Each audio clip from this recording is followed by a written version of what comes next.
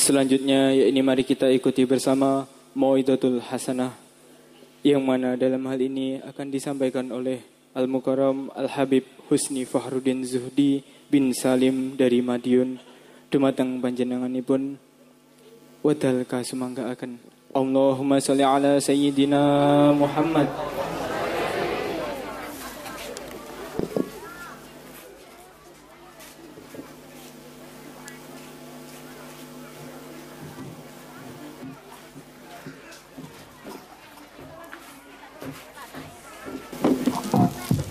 Bismillahirrahmanirrahim. Alhamdulillahirabbil alamin wassalatu wassalamu ala asyrafil anbiya'i wal mursalin sayyidina wa maulana Muhammadin wa ala alihi wa sahbihi ajma'in. Amma ba'd. Hadirin rahimakumullah, usikum wa nafsi bitaqwallah. Qala Allah ta'ala fil Qur'anil Karim, wa may yattaqillaha yaj'al lahu makhraja wa yarzuqhu min haitsu la yahtasib. Assalamualaikum warahmatullahi wabarakatuh.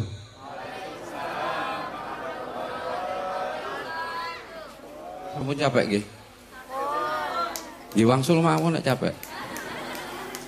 Jam 11 langkung lho niki. Ngapunten Pak Panitia, kula diparingi wekdal pinten menit, pinten detik.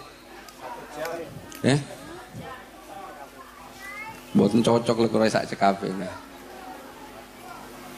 Sak mampune ngadeg kula nggih. Lah kula rek ngadegi gak patek suwe soalnya. Yang pertama yang saya muliakan dan semoga selalu dimuliakan oleh Allah Subhanahu wa taala. Harapan saya kepada Allah, Shahibul Ma'had, Bayi Syam, dan para ustadzahnya dan juga para masyayikh. Yang mohon maaf, saya baru pertama kali datang ke sini dan saya belum kenal satu persatu. Yang tidak mengurangi rasa hormat takzim saya kepada beliau semua. Dan harapan saya semoga Allah Subhanahu wa taala berikan kepada beliau semua panjang umur fi taatillah wa rasulih. Allah berikan kesehatan zahir wa batin, afiah ingkang sampurna, diberikan banyak kemudahan oleh Allah Subhanahu wa taala, dicukupi semua kebutuhannya oleh Allah Subhanahu wa taala, khususnya ustazah dan ustadz yang mengajar di sini, karena saya dengar di sini tadi gratis.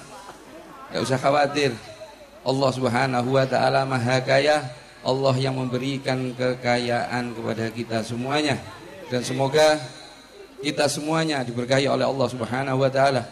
Anak dan keturunan kita semuanya dijadikan anak-anak solih, solihah yang berbakti kepada Allah wa Rasulih, berbakti kepada agamanya Allah Subhanahu wa ta'ala, berbakti kepada kedua orang tuanya, dan berguna bagi lingkungan sekitarnya, insyaallah. Allahumma amin. Hadirin rahimakumullah.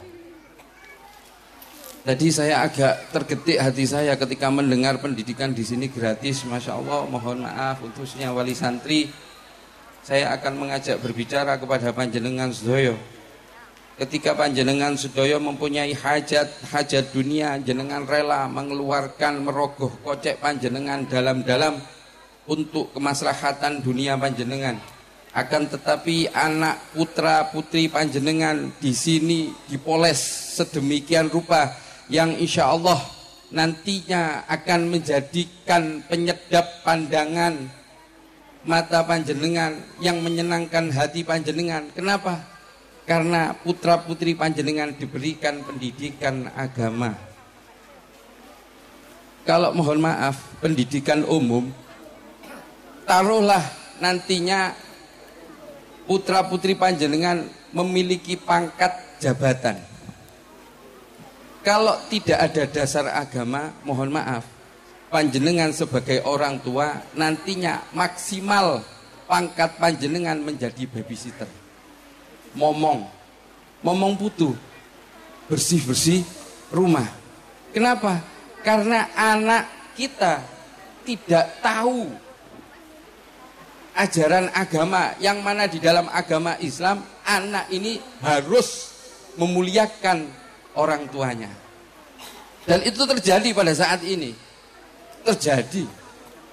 Akan tetapi ketika dasar pendidikan pondasinya didasari dengan agama Islam yang baik, insya Allah nanti ketika anak keturunan kita sudah dewasa, meskipun memiliki pangkat jabatan yang tinggi, maka dia punya rasa hormat, dia punya rasa takzim kepada kita sebagai orang tuanya. Coba diperhatikan, di luar sana Masya Allah luar biasa, luar biasa. Dan itu terjadi betul. Dan mohon maaf yang lebih miris di masyarakat saat ini, anak-anak yang notabene-nya tidak dikenalkan, mohon maaf, bukan dia tidak kenal, tapi tidak dikenalkan dengan pendidikan agama, khususnya terkhusus agama Islam, maka dia tidak punya rasa hormat, apalagi rasa takzim kepada orang tua, berani sama orang tua, bahkan membentak orang tua. Lebih parah lagi, naudzubillah min dzalik, kalau jenengan melihat televisi sekarang sudah teramat sering terjadi seorang anak berani membunuh orang tuanya, bahkan berani seorang anak melaporkan orang tuanya kepada pihak yang berwajib. Saya tidak mencari siapa yang salah. Cuman di sini saya ingin mengetuk hati panjenengan. Apakah jenengan mau anak keturunan panjenengan sama seperti mereka yang tidak punya pondasi agama? Lotang lati, kersono boten. Nah, oleh sebab itu, insya Allah ini, jenengan masukkan putra putri panjenengan di sini. Dan tadi sudah ada yang wisuda, yang ke-5. Jadi sudah 5 angkatan yang sudah lulus dari sini. Bahkan dikatakan tadi sama Sohibul Ma'had, beliau mengatakan sudah ada yang menjadi ustadz, dan beliau punya harapan untuk nanti generasinya ini menjadi generasi Qur'ani, yang mana mohon maaf nantinya aktivitasnya ini tidak jauh dari Al-Quran. Maksudnya apa? Termasuk akhlaknya ini, nanti akhlaknya mencontoh yang mulia baginda Nabi Agung Muhammad Sallallahu Alaihi Wasallam dengan akhlak Al-Quran. Tapi mohon maaf, Mbak Yai, tadi kok nggak disebut ini tentang baginda Nabi Agung Muhammad Sallallahu Alaihi Wasallam. Saya miris ini tadi. Kenapa? Karena menurut saya baginda Nabi Agung Muhammad Sallallahu Alaihi Wasallam ini punjer dari segala kebaikan. Saya tambah ini tadi wasiatnya daripada Sohibul Ma'had kepada para santri, minta sama Allah, meskipun kalian masih kecil, tidak tahu omongan saya ini kalian faham atau enggak, minta sama Allah agar di dalam hati kalian ditanamkan rasa cinta, rasa mahabbah kepada baginda Nabi Agung Muhammad Sallallahu Alaihi Wasallam. Karena baginda Nabi Agung Muhammad Sallallahu Alaihi Wasallam sudah mengingatkan, ajarkan kepada anak-anak kalian mahabbah kepada baginda Nabi Agung Muhammad Sallallahu Alaihi Wasallam. Yang kedua, ajarkan kepada anak-anak kalian mahabbah kepada ahlul bait baginda Nabi Agung Muhammad Sallallahu Alaihi Wasallam. Yang ketiga, ajarkan kepada anak-anak kalian Al-Quran, baik itu baca ataupun tulis. Dan mohon maaf, saya sangat setuju ketika sambutan daripada MBC tadi kalau tidak salah ya, mengatakan ini sudah waktunya, beliau mengatakan tidak tahu tahun depan atau tahun depan semoga bisa berdiri pondok pesantren. Jadi di sing amin iki. Tapi kalau saya ngapunten ya, mohon maaf ketua MBC Bapak, saya belum kenal Pak, siapa tadi? Pak Toyo. Iya, Pak Toyo. Semoga Allah berikan rahmat kepada beliau, urusannya dimudahkan dunia akhiratnya insyaallah. Saya tidak tahu caranya mendirikan pondok pesantren, tidak tahu. Maksud saya aturan atau prosesnya. Tapi setahu saya para salaf soleh itu beliau tidak bangun pondok. Ada santri yang datang, mungkin dipasrahkan sama orang tuanya, diterima. Ditaruh di mana? Kalau zamannya Al-Imam Habib Ali bin Muhammad bin Husain Al-Habsyi, Faibul Malisi Durar, itu ditaruh di masjid. Di masjid, sampai banyak di masjid itu. Banyak. Akhirnya dengan sendirinya terbangun yang namanya bangunan-bangunan untuk asrama. Kalau orang sekarang enggak, bingung bangun pondok. Pondoknya jadi kosong. Akhirnya dibuka, mohon maaf, pakai di medsos atau di mana, menerima santri baru, fasilitas ini dan ini dan itu dan ini dan itu. Kenapa? Mohon maaf, kalau saya itu keluar dari manhajnya salaf soleh. Manhajnya salaf soleh tidak bangun pondok. Santrinya datang, pondoknya kebangun. Kalau sekarang kebalik, pondoknya kebangun, tidak ada santrinya, meskipun mewah. Karena dulu berapa tahun yang lalu saya diminta ada satu bangunan pondok pesantren yang istimewa di Kota Malang, karena saya berasal dari Malang. Yang istimewa, kamarnya AC semua. Kamarnya AC semua, gratis. Kasurnya spring bed, Masya Allah, semuanya gratis semuanya. Tapi tidak ada santrinya. Mereka bingung cari santri. Mereka bingung. Di lain pihak, mohon maaf, di sini belum ada bangunan, ada harapan.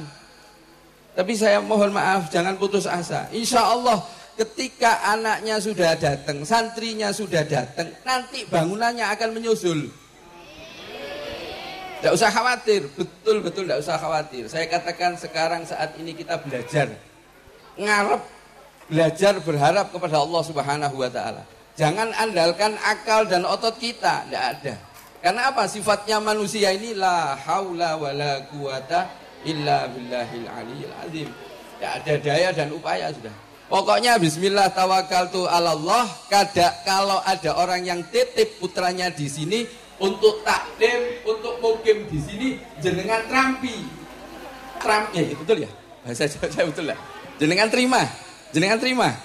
Nanti ditempatkan di mana? Ya masa saya ikut mikir.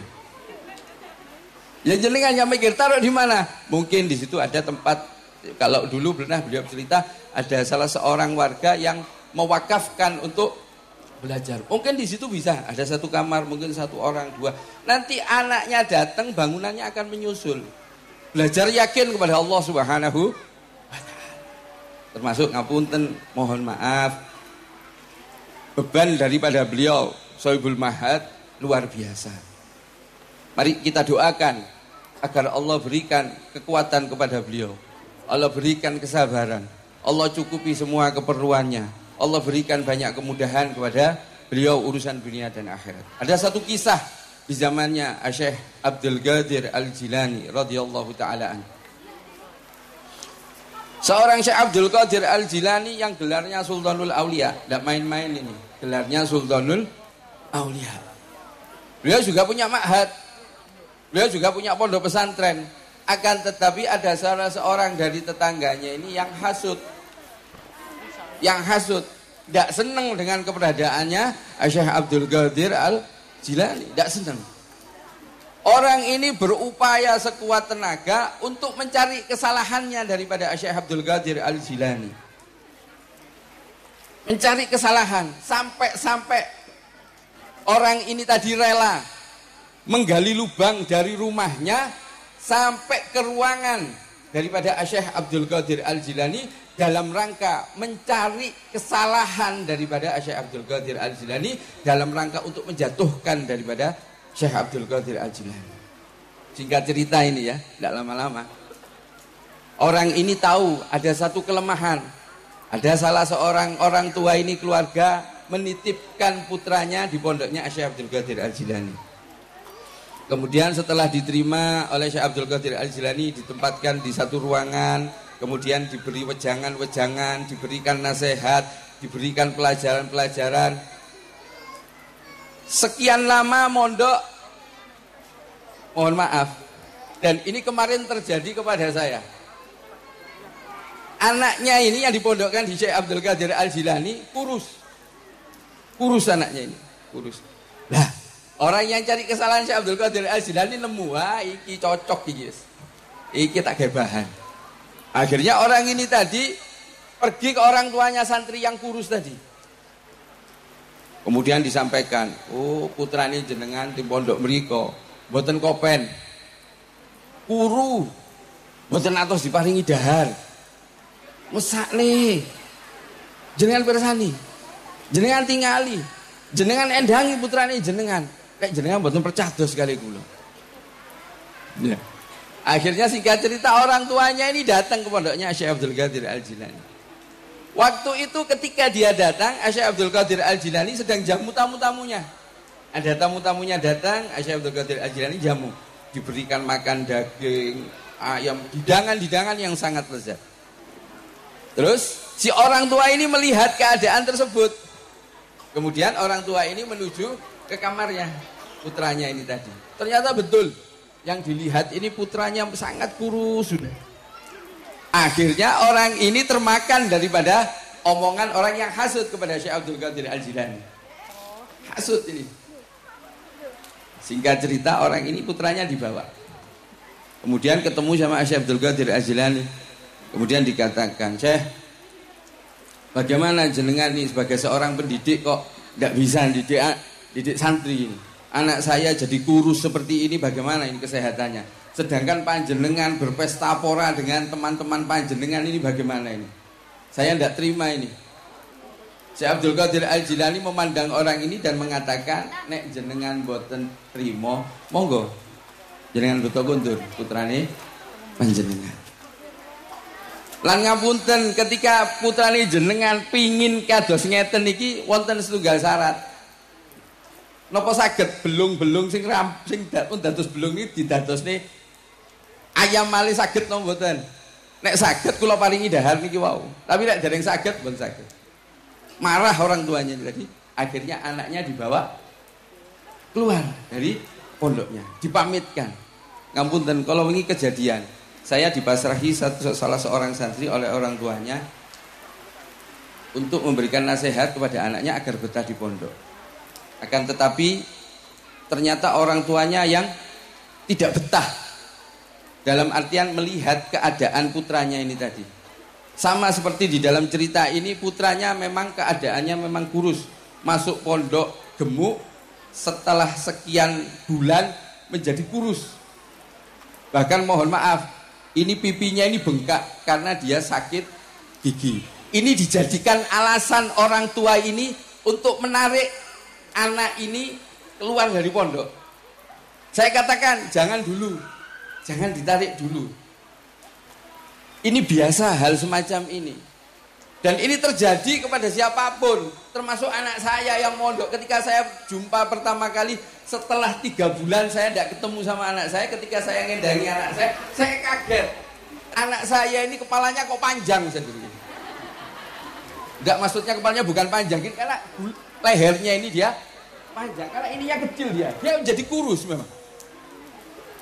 Dan termasuk mohon maaf, nanti sebagai nasihat kepada orang tua yang akan masukkan putranya ke pondok ini, kalau ada perubahan fisik dari putranya ini jangan langsung dihukumi dulu. Termasuk istri saya waktu itu, mesak nih anakku. Saya ngomong sama istri saya, luwe mesak nih di nek anak ya wae dhewe ada di rumah. Kalau malam pergi jagongan, tahu jagongan ya?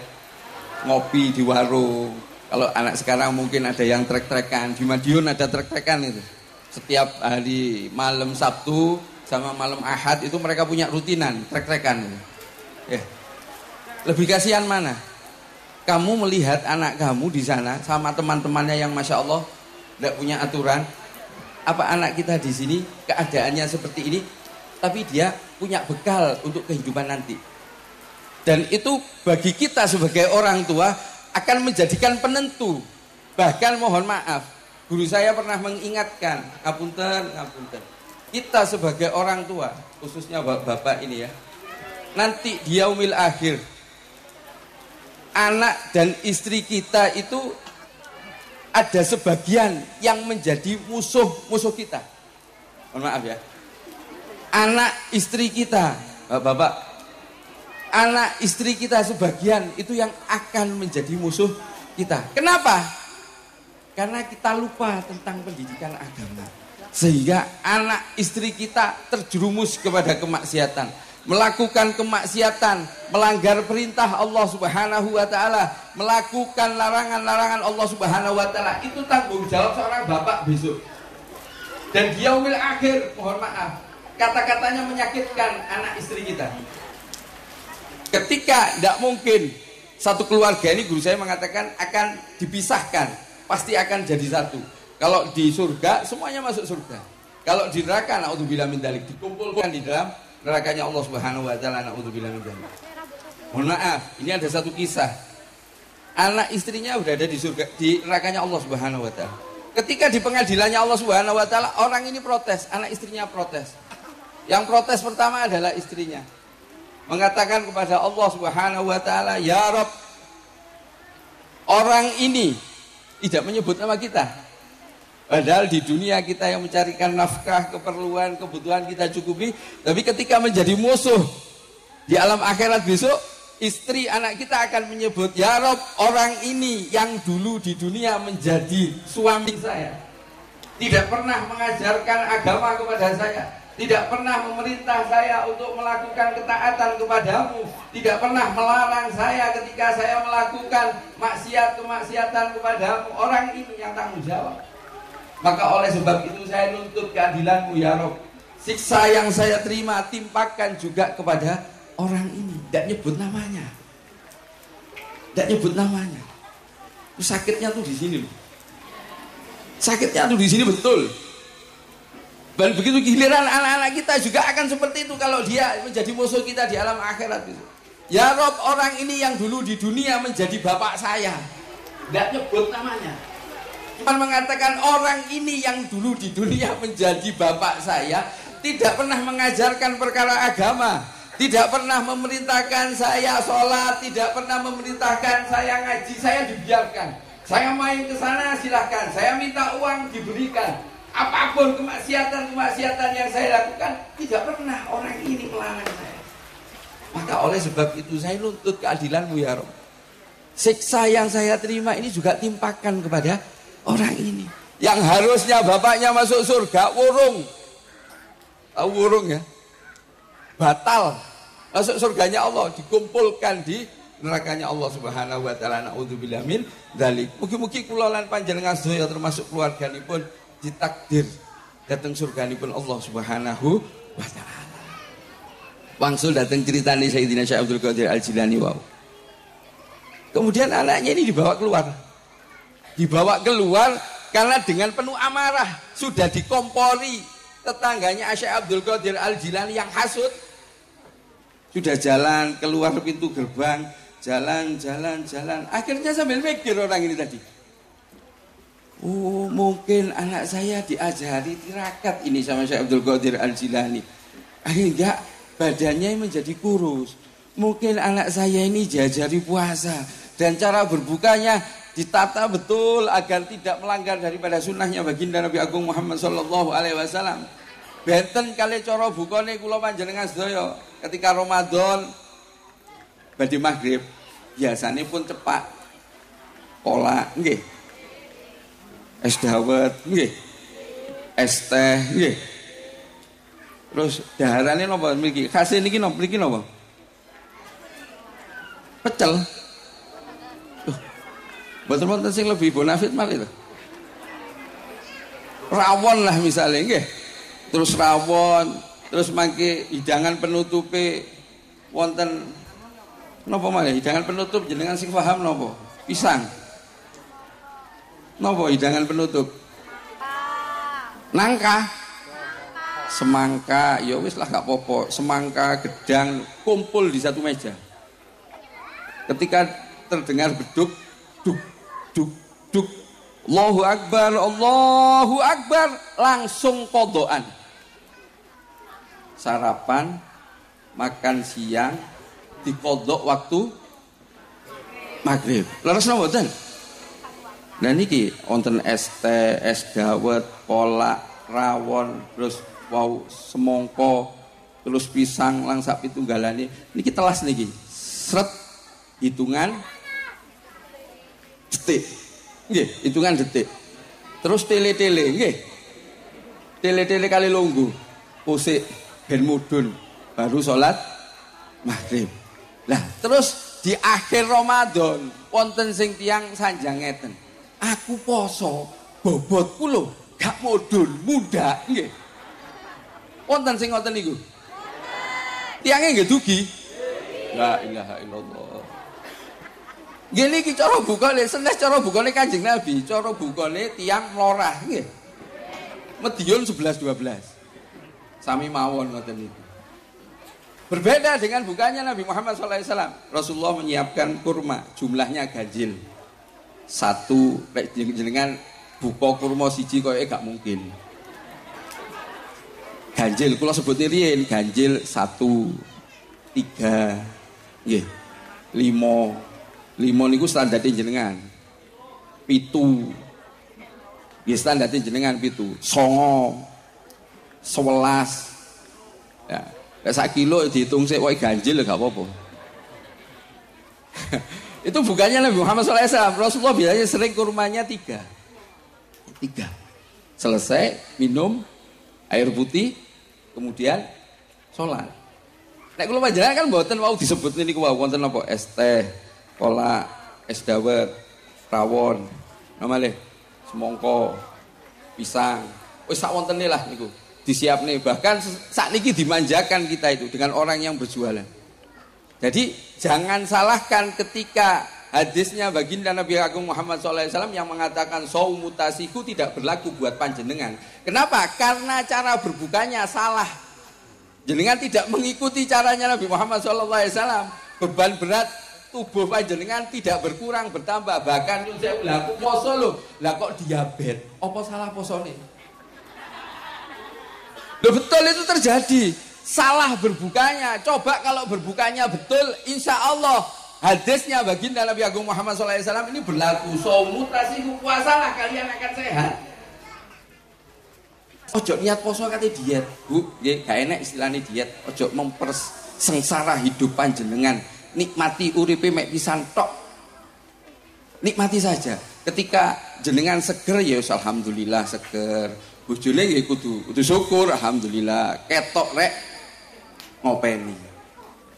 Termasuk santri ini tadi, dia berpikir orang tuanya, oh anak saya ini mungkin diajari tirakat, berjalan dari sampai agak jauh.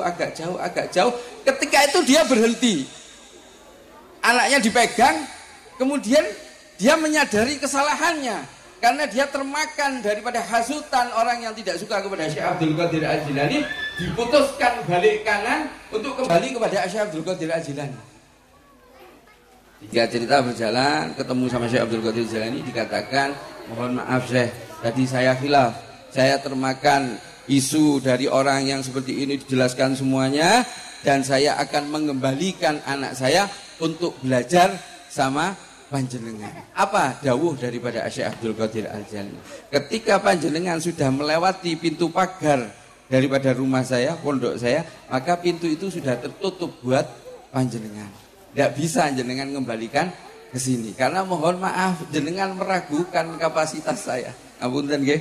Jadi ketika ada proses-proses belajar di sini, orang tua harus paham, harus mengerti. Ketika hati panjenengan protes, loh kok ngajare seperti ini? Tanyakan kepada ustadznya, ustadzahnya, mbak yainya, tanyakan. Jangan langsung terburu emosi, wes anakku gak cocok. Jangan. Dimanapun ketika jenengan punya pemahaman seperti itu, tidak akan sukses bagi pendidikan putra putri panjenengan. Maka kembali kepada pembahasan saya, alangkah lebih bijaksananya ketika lembaga majelis taklim ini menerapkan ada satu administrasi yang tujuannya untuk kemaslahatan kelancaran daripada proses belajar putra putri panjenengan. Apalagi di sini diajarkan tentang agama yang akan nantinya anak kita akan diberikan pengertian bagaimana berakhlak, bersikap kepada orang tua, bagaimana bersikap kepada saudara, bagaimana bersikap kepada tetangga, yang hal itu jelas akan menjadikan bahagia, akan menjadikan mata kita segar memandang daripada anak-anak kita yang tahu akhlak, tahu sopan santun, tahu etika. Apalagi sangat berguna bagi lingkungan sekitarnya. Tadi yang disampaikan, ada harapan lulusan dari sini akan menjadi ulama. Insya Allah, semoga keinginan beliau mendapatkan keridhaan daripada Allah Subhanahu wa Ta'ala. Terakhir, mohon maaf, sudah jam hampir 12. Terakhir, saya pesan termasuk kepada para pengajar, jangan dilupakan kepada santri-santri panjenengan tentang baginda Nabi Agung Muhammad Sallallahu Alaihi Wasallam. Kenapa? Yang perlu jenengan tahu, Al-Quran ini diturunkan Allah kepada Nabi Muhammad Sallallahu Alaihi Wasallam. Kalau panjenengan tidak mengenalkan kepada santri-santri panjenengan tentang Nabi Muhammad Sallallahu Alaihi Wasallam, insya Allah dia hafal Al-Quran, tapi akhlaknya jauh daripada Nabi Muhammad Sallallahu Alaihi Wasallam. Bahkan ada satu hadis yang diriwayatkan Sayyidatuna Aisyah, ketika ditanya bagaimana akhlaknya baginda Nabi Agung Muhammad Sallallahu Alaihi Wasallam, Sayyidatina Aisyah mengatakan, hei kamu, apa kamu tidak pernah baca Al-Quran? Dijawab, saya baca Al-Quran. Akhlaknya Nabi Muhammad Sallallahu Alaihi Wasallam adalah Al-Quran. Jadi jangan dipisahkan tentang Nabi Muhammad Sallallahu Alaihi Wasallam. Ceritakan tentang biografi Nabi Muhammad Sallallahu Alaihi Wasallam dari sisi apapun yang panjenengan faham. Panjenengan yang mengetahui tentang Nabi Muhammad SAW apa, sampaikan kepada anak didik panjenengan, termasuk orang tua yang saat ini jauh, mohon maaf saya katakan jauh daripada Nabi Muhammad SAW. Lebih senang anak-anak kita dipegangi yang namanya ini, ngapunten, sebenarnya ini musuh ini. Tapi kok jenengan beto, lalek kula mboten beto niki nggih rada bingung, bojo kula ora telepon pripun. Tapi mohon maaf, kita harus jeli. Kita harus lebih pinter daripada anak-anak kita. Termasuk saya ini lebih pinter daripada anak saya. Saya bisanya cuma telepon sama pakai WhatsApp. Anak saya sudah bisa berselancar kemanapun. Bahkan TikTok berjamaah dengan saudaranya. Anak saya sudah fasih yang usia mohon maaf 3 tahun. HP-nya ditaruh di depan sini. Ya. Kemudian sama kakaknya di belakang gini. Joget berjamaah. Joget berjamaah. Ustazahnya kakaknya yang paling tua, kelas 4 SD. Miris saya, anak saya seperti ini. Terus bagaimana? Ya kalau anak saya pegang, mohon maaf tak ambil. Tidak boleh pakai HP.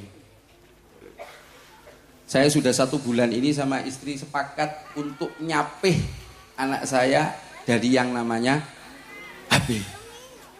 Nangis, ya betul nangis. Sampai mungkin tetangga saya risih, setiap hari, setiap saat anak saya nangis karena minta HP. Terus bagaimana? Ya itu, salah satunya. Ada yang tidak cocok, protes. Anaknya kok digawe nangis toh. Ngapunten, setiap keluarga punya aturan masing-masing. Antara keluarga satu dengan keluarga yang lain tidak sama. Saya dulu juga seperti itu. Ketika azan maghrib, sholat maghrib, teman-teman saya banyak nonton TV, film kartun ketika saya kecil. Saya tidak berangkat ke masjid. Abah saya seorang tentara. Abah saya seorang tentara. Jangan tahu sabuknya tentara yang hitam itu, dirangkep jadi 2. Kamu tidak berangkat masjid ya? Berangkat kliwis. Iri ngeliat teman-teman saya lihat TV. Tapi saya harus ada di masjid untuk sholat. Kalau zaman sekarang iso dilaporkan polisi barang. Akan tetapi itu bentuk pendidikan. Seandainya abah saya dulu tidak seperti itu, saya tidak mungkin duduk di sini.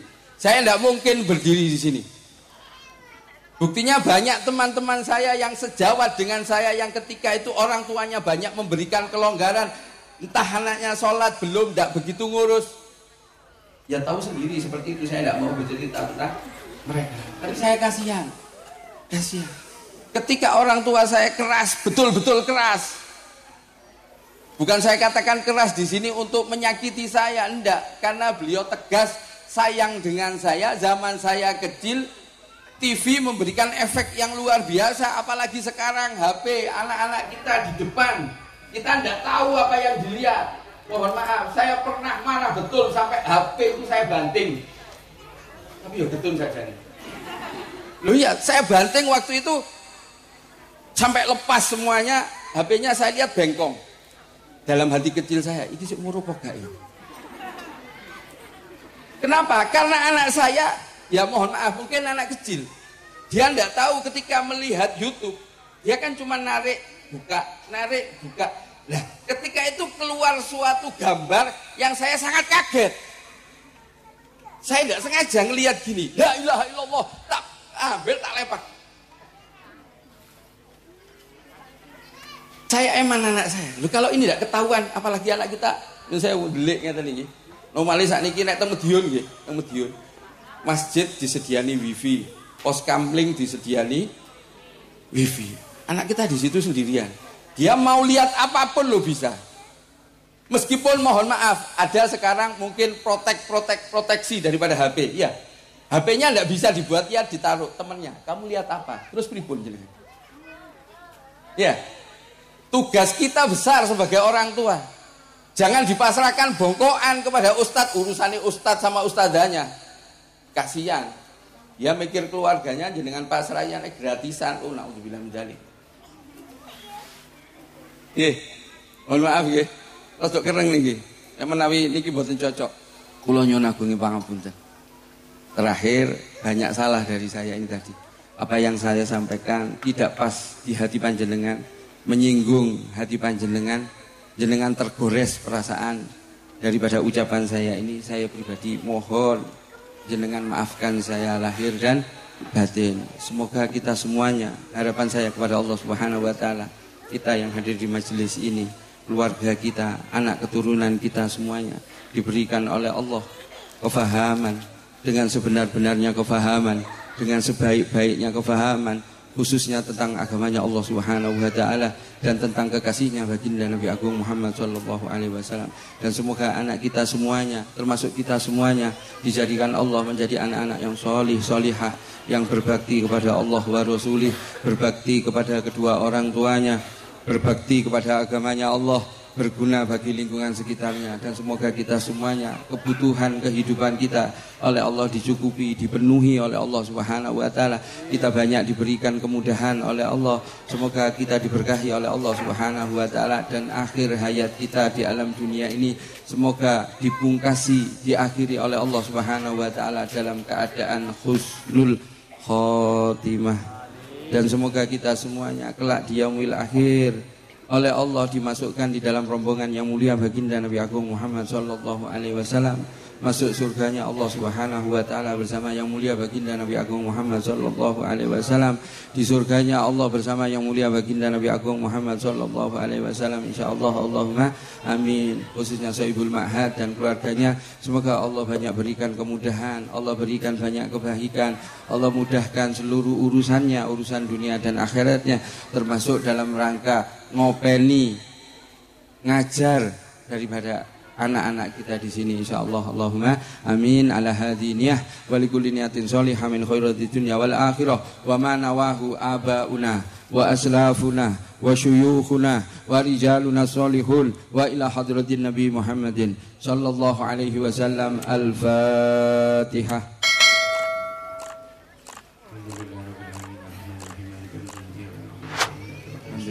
Shiratal ladzina an'amta 'alaihim ghairil maghdubi 'alaihim waladdallin. Amin. Sekali lagi saya mohon maaf lahir dan batin.